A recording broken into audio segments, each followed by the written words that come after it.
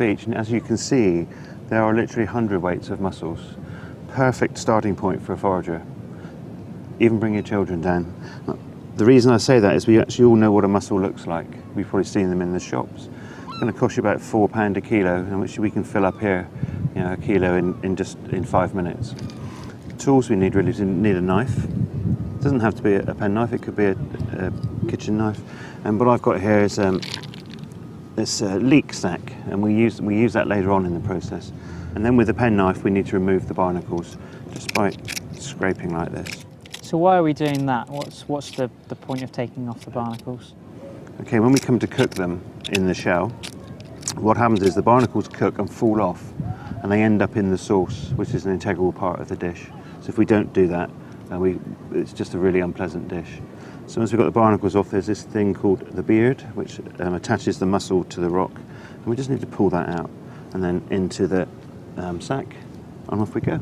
Is there any, are they generally safe to eat, mussels? Is there anything that we should be aware of when cooking them?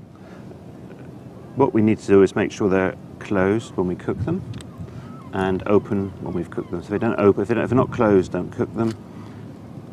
And when they're cooked, if they haven't opened, don't eat them. They are filter feeders, and by that I mean is they open up and take in the water and get their nutrients from that. So if there's any bacteria in the water, proper cooking will kill those. So three minutes is enough to kill the bacteria. So that's really all we need to be aware of.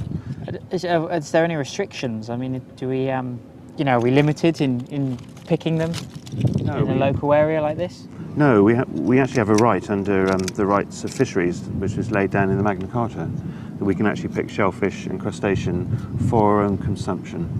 We're not permitted to pick them commercially. No commercial use. Yeah. There's no bylaws affecting this river. There's one or two in the country that have bylaws stopping you, but you'll be able to find that out locally. So no legal restriction. So we can't take a lorry load. We can just take what we need for ourselves.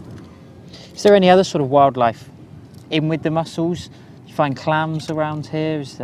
I've seen a couple of little crabs that sort of crawl around. Plenty of crabs, not really big enough for us to eat, but there will be clams as well. They sort of attach themselves to the shell, so we can treat the clam in the same way as the mussel.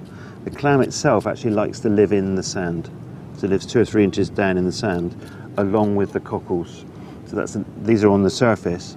What we really need to do for cockles and clams is rake the sand and extract them that way. What about preparation for coming, obviously planning ahead if we know we're sort of going out foraging? What kind of things do we need to bear in mind before we come, equipment we need to bring? Okay, probably the most important thing we need to bring or have a look at before we come is the local tide time. This one tells us, just for South Devon where we are, that today's low tide is actually 1:30. So we've got 3/4 an hour before it's low tide, and then 20 minutes after that, it'll start coming in. It comes in very, very, very fast. So we wouldn't want to be around? No, so just make sure you've got the right time and make sure your tide tables are converted for British summertime, because that hour can make a huge difference to you. So that's probably the most important piece of equipment that you need. And just a knife and a bag.